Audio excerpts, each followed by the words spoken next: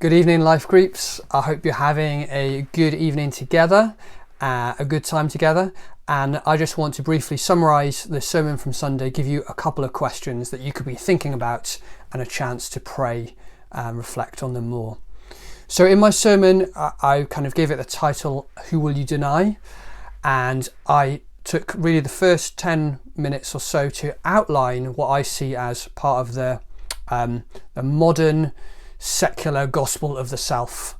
One of the big messages that in Western culture is pushed on us about claiming several things, claiming that we are to be firstly the rulers of our lives, that we are and can rule our lives, that our feelings are our ultimate authority in all things, and that these feelings, this inner identity needs to be performed publicly. Hopefully that made a little bit of sense when I unpacked that on Sunday. And then critiqued it briefly before going on to look at Jesus's words in Luke 9 verses 22 to 26. It might be worth now pausing just to read that. It's Luke 9 22 to 26. So pause now if you'd like to read that together. There's those few verses. And I just outlined Jesus's main points there, that we are to be a people who are denying ourselves. And the way that we're to do that is to take up our cross. I explained what that was as a metaphor, and how we are to be unashamed of him, finishing with that challenge. Will we deny ourselves, all these feelings that we're told we need to express, or will we deny Jesus? Because we probably can't do both.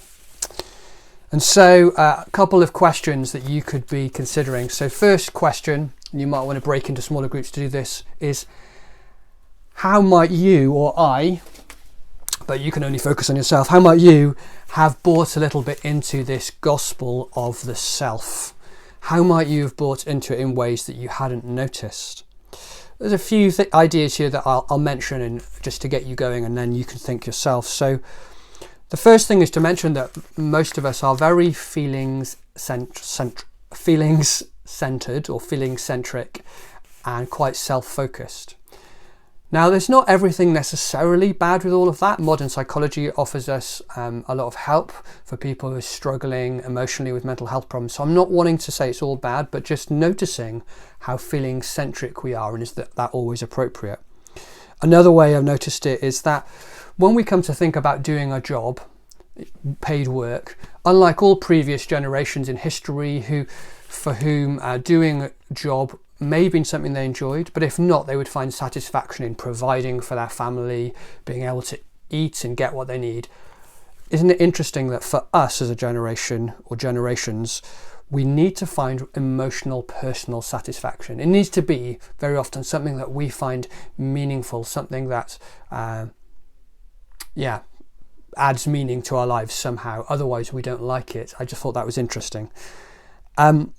Another thing I reflected on is how this kind of gospel of the modern self is preached, and we as Christians are concerned that we get seen as oppressors, and that can be very intimidating. And I wonder, is that something that, like for you, like me, might have affected your evangelism, your willingness to speak up in different situations? It can be scary. Maybe that's an indication of a way that's affected you. So why don't you take a few minutes to talk about how you might have bought into this modern gospel message? Second question is, what might you struggle most with about Jesus' challenge? Jesus' challenge to self-denial and carrying our cross and being unashamed of him and his name. What do you find most challenging in that, in the Bible verses, or in what I shared on Sunday? So have a chance to talk about that. And finally, I'd just like to give you a chance to pray into some of these things. Pray into what you feel most challenged by out of all of this. Do you feel challenged by being a bolder witness for Christ? Do you feel challenged when you think about the impact of that self-focused modern gospel on you, making you self-reliant, making you very overly feelings orientated? What is it that's most challenging you? Take a chance to pray about that in small groups and see what the Holy Spirit's saying to you. Hope that's been useful. Thanks guys, bye.